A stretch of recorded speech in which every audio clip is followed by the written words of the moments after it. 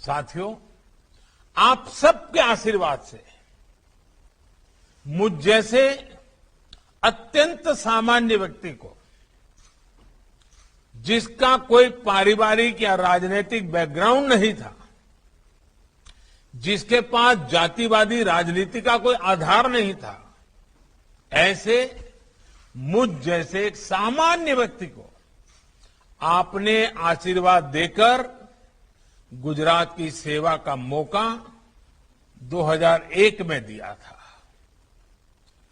आपके आशीर्वाद की ताकत इतनी बड़ी है कि आज 20 साल से अधिक समय हो गया, फिर भी अखंड रूप से पहले गुजरात की और आज पूरे देश की सेवा करने का सौभाग्य मिला है। साथियों, सबका साथ, सबका विकास का सामर्थ्य क्या होता है, ये भी मैंने गुजरात से ही सीखा है। एक समय गुजरात में अच्छे स्कूलों की कमी थी, अच्छी शिक्षा के लिए शिक्षकों की कमी थी। उमिया माता का आशीर्वाद लेकर, खोड़ल धाम के दर्शन करके मैंने इस समस्या के समाधान के लिए लोगों का साथ मांगा, लोगों को अपने साथ जोड़ा। आपको याद होगा, गुजरात ने इस परिस्थिति को बदलने के लिए प्रवेशोत्सव की शुरुआत की थी। स्कूलों में शिक्षा की गुणवत्ता बढ़े, इसके लिए साक्षरदीप और गुणोत्सव शुरू किया गया था। तब गुजरात में बेटियों के ड्रॉप आउट की भी एक बड़ी चुनौती थी। अभी हमारे मुख्यमंत्री भूपेंद्र भाई ने इसका वर्णन भी किया। इसके कई सामाजिक कारण तो थे ही, कई व्यवहारिक कारण भी थे। जैसे कितनी ही बेटियां चाहकर भी इसलिए स्कूल नहीं जा पाती थी क्योंकि स्कूलों में बेटियों के लिए शौचालय ही नहीं होते थे। इन समस्याओं के समाधान के लिए गुजरात ने पंचशक्तियों से प्रेरणा पाई। पंचामृत, पंचशक्ति यानी ज्ञान शक्ति, जनशक्ति, जल शक्ति, ऊर्जा शक्ति और रक्षा शक्ति। स्कूलों में बालिकाओं के लिए शौचालय बनवाए गए। विद्या लक्ष्मी बॉन्ड, सरस्वती साधना योजना, कस्तूरबा गांधी बालिका विद्यालय, ऐसे अनेक प्रयासों का परिणाम यह हुआ कि गुजरात में न केवल पढ़ाई का स्तर बेहतर हुआ, बल्कि स्कूल ड्रॉप आउट रेट भी तेजी से कम हुआ। मुझे खुशी है कि आज बेटियों की पढ़ाई के लिए, उनके भविष्य के लिए प्रयास लगातार बढ़ रहे हैं। मुझे याद है, ये आप ही लोग थे जिन्होंने सूरत से पूरे गुजरात में बेटी बचाओ अभियान चलाया था। और मुझे याद है, उस समय मैं आपके समाज के लोगों के बीच में आता था तो ये कड़वी बात बताए बिना कभी चुकता नहीं था। आप राजी हो जाएं, नाराज हो जाएं, इसका ख्याल किए बिना मैंने हमेशा कड़वी बात बताई थी बेटियों को बचाने की। और मुझे आज संतोष से कहना है कि आप सबने मेरी बात को उठा लिया और आपने सूरत से जो यात्रा निकाली थी, पूरे गुजरात में जाकर के, समाज के हर कोने में जाकर के, गुजरात के हर कोने में जाकर के बेटी बचाने के लिए लोगों के शपथ दिलवाए थे। और मुझे भी आपके उस महाप्रयास में आपका साथ जुड़ने का मौका मिला था। बहुत बड़ा प्रयास किया था आप लोगों ने। गुजरात ने रक्षा शक्ति यूनिवर्सिटी, अभी हमारे भूपेंद्र भाई बड़ा विस्तार से यूनिवर्सिटी का वर्णन करते थे, लेकिन मैं भी इसको दोहराना चाहता हूं ताकि जब आज देश के लोग इस कार्यक्रम को देख रहे हैं तो उनको भी पता चले। गुजरात ने इतने कम समय में रक्षा शक्ति यूनिवर्सिटी, दुनिया की पहली forensic science university, law university और दीनदयाल एनर्जी यूनिवर्सिटी, इसके साथ ही दुनिया की पहली children's university, teachers training university, sports university, Kamdhenu university जैसी अनेकों इनोवेटिव शुरुआत करके देश को नया मार्ग दिखाया है। आज इन सारे प्रयासों का लाभ गुजरात की युवा पीढ़ी को मिल रहा है। मैं जानता हूं आप में से अधिकतर को इनके बारे में पता है और अभी भूपेंद्र भाई ने बताया भी है, लेकिन आज मैं ये बातें आपके सामने इसलिए दोहरा रहा हूं क्योंकि जिन प्रयासों में आपने मेरा साथ दिया, आप मेरे साथ कंधे से कंधा मिलाकर के चले, आपने कभी पीछे मुड़कर के देखा नहीं, उससे मिले अनुभव आज देश में बड़े बदलाव ला रहे हैं। साथियों, आज नई राष्ट्रीय शिक्षा नीति के जरिए देश की शिक्षा व्यवस्था को भी आधुनिक बनाया जा रहा है। नई राष्ट्रीय शिक्षा नीति में प्रोफेशनल कोर्सेज की पढ़ाई स्थानीय भाषा में, मातृभाषा में कराए जाने का विकल्प भी दिया गया है। बहुत कम लोगों को समझ आ रहा है कि इसका कितना बड़ा प्रभाव पैदा होने वाला है। गांव का गरीब का बच्चा भी अब अपने सपने साकार कर सकता है। भाषा के कारण उसकी जिंदगी में अब रुकावट नहीं आने वाली है। अब पढ़ाई का मतलब डिग्री तक ही सीमित नहीं है, बल्कि पढ़ाई को स्किल के साथ जोड़ा जा रहा है। देश अपनी पारंपरिक स्किल को भी अब आधुनिक संभावनाओं से जोड़ रहा है। साथियों, स्किल का क्या महत्व होता है, इसे आपसे ज्यादा और कौन समझ सकता है। एक समय आप में से अधिकांश लोग सौराष्ट्र में अपना घर छोड़कर, खेत खलिहान छोड़कर, अपने दोस्त रिश्तेदार छोड़कर हीरा घिसने, हीरा घसू के रूप में सूरत आए थे। एक छोटे से कनौ में 8-8, 10-10 लोग रहा करते थे, लेकिन ये आपकी स्किल ही थी, आपका कौशल ही था, जिसकी वजह से आज आप लोग इतनी ऊंचाई पर पहुंचे हैं।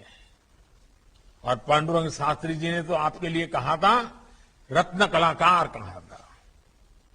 हमारे कांजी भाई तो स्वयं में एक उदाहरण है। अपनी आयु की परवाह न करते हुए वो पढ़ते ही गए, नया नया कौशल अपने साथ जोड़ते ही चले गए। और शायद आज भी पूछोगे कि कांजी भाई कोई पढ़ाई वढ़ाई चल रही है क्या, तो हो सकता है कुछ तो पढ़ते ही होंगे। ये बहुत बड़ी बात है जी। साथियों, स्किल और इकोसिस्टम से मिलकर आज नए भारत की नींव रख रहे हैं। स्टार्टअप इंडिया की सफलता हमारे सामने है।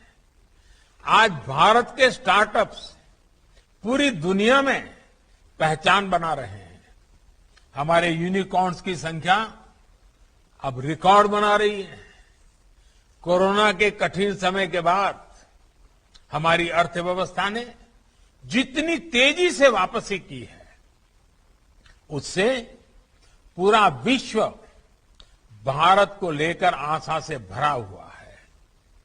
अभी हाल में एक विश्व संस्था ने भी कहा है कि भारत फिर दुनिया की सबसे तेजी से आगे बढ़ने वाली अर्थव्यवस्था बनने जा रहा है। मुझे विश्वास है गुजरात राष्ट्र निर्माण के अपने प्रयासों में हमेशा की तरह सर्वश्रेष्ठ रहेगा, सर्वश्रेष्ठ करेगा। अब तो भूपेंद्र भाई पटेल जी और उनकी पूरी टीम एक नई ऊर्जा के साथ गुजरात की प्रगति के इस मिशन में जुट गए हैं। साथियों, वैसे भूपेंद्र भाई के नेतृत्व में नई सरकार बनने के बाद आज पहली बार मुझे इतने विस्तार से गुजरात के लोगों को संबोधित करने का अवसर मिला है। एक साथी कार्यकर्ता के रूप में भूपेंद्र भाई से मेरा परिचय 25 वर्ष से भी ज्यादा का है।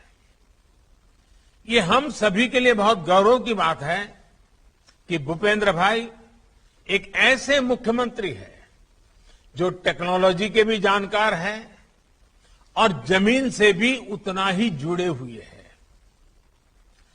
अलग अलग स्तर पर काम करने का उनका अनुभव गुजरात के विकास में बहुत काम आने वाला है। कभी एक छोटी सी म्युनिसिपैलिटी नगर पालिका के सदस्य, फिर नगर पालिका के अध्यक्ष, फिर अहमदाबाद महानगर के कॉरपोरेटर, फिर अहमदाबाद महानगर पालिका की स्टैंडिंग कमेटी के चेयरमैन, फिर औड़ा जैसी प्रतिष्ठित संस्थान के चेयरमैन, करीब करीब 25 वर्षों तक अखंड रूप से उन्होंने ग्रास रूट शासन प्रशासन को देखा है, परखा है, उसका नेतृत्व किया है। मुझे खुशी है कि आज ऐसे अनुभवी व्यक्ति गुजरात की विकास यात्रा को तेज गति से आगे बढ़ाने के लिए गुजरात का नेतृत्व कर रहे हैं। साथियों, आज हर गुजराती को इस बात का भी गर्व होता है कि इतने लंबे समय तक सार्वजनिक जीवन में रहने के बावजूद, इतने बड़े पदों पर रहने के बाद भी, 25 साल तक कार्य करने के बाद भी भूपेंद्र भाई के खाते में कोई विवाद नहीं है।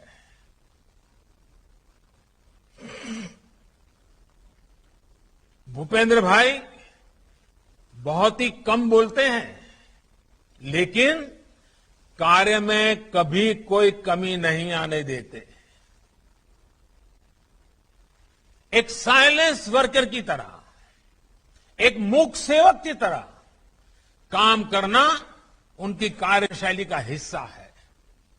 बहुत कम ही लोगों को यह भी पता होगा कि भूपेंद्र भाई का परिवार हमेशा से आध्यात्म के प्रति समर्पित रहा है। उनके पिताजी आध्यात्मिक क्षेत्र से जुड़े रहे हैं। मेरा विश्वास है ऐसे उत्तम संस्कार वाले भूपेंद्र भाई के नेतृत्व में गुजरात चौतरफा विकास करेगा। साथियों, मेरा एक आग्रह आप सभी से आजादी के अमृत महोत्सव को लेकर भी है। इस अमृत महोत्सव में आप सभी को भी कुछ संकल्प लेना चाहिए, देश को कुछ देने वाला मिशन शुरू करना चाहिए। ये मिशन ऐसा हो जिसका प्रभाव गुजरात के कोने कोने में नजर आना चाहिए। जितना सामर्थ्य आप में है, मैं जानता हूं आप सब मिलकर के ये कर सकते हैं। हमारी नई पीढ़ी देश के लिए, समाज के लिए जीना सीखे, इसकी प्रेरणा भी आपके प्रयासों का अहम हिस्सा होनी चाहिए। सेवा से सिद्धि के मंत्र पर चलते हुए हम गुजरात को, देश को नई ऊंचाई पर पहुंचाएंगे। आप सबके बीच लंबे अरसे के बाद आने का सौभाग्य मिला। सबके यहां वर्चुअली मैं सबके दर्शन कर रहा हूं। सारे पुराने चेहरे मेरे सामने हैं અને ભલે દૂરથી તો દૂરથી પણ તમને બધાને મળ્યાનો આનંદ તો આવે જ। તમારી પ્રેમ વર્ષાનો અનુભવ થાય જ થાય। અને આજે આપ સૌને ભલે દૂરથી પણ ફરી એકવાર મળવાનો મોકો મળ્યો. બધા વડીલોને પણ હું તો આજે જોઉં છું. બધા ખૂબ મોટી ઉંમરના વડીલોએ બેઠા છે. એ બધા આશીર્વાદ આપવા માટે આવ્યા. એમનો પણ આભાર માનું છું. અને આપ સૌએ આટલો બધો પ્રેમ વરસાવ્યો અને ખૂબ મહત્વાકાંક્ષી યોજનાને સાકાર કરવા માટે આગળ ધપી રહ્યા છો. ત્યારે કાનજીભાઈ અને એમની પૂરી ટીમને અને ખાસ કરીને આમાં તો બધા જવાનિયાઓ જોડાયેલા છે. આ બધાને મારી ખૂબ ખૂબ शुभकामनाओं. इसी शुभकामना के साथ आप सभी का बहुत बहुत धन्यवाद. आवजो.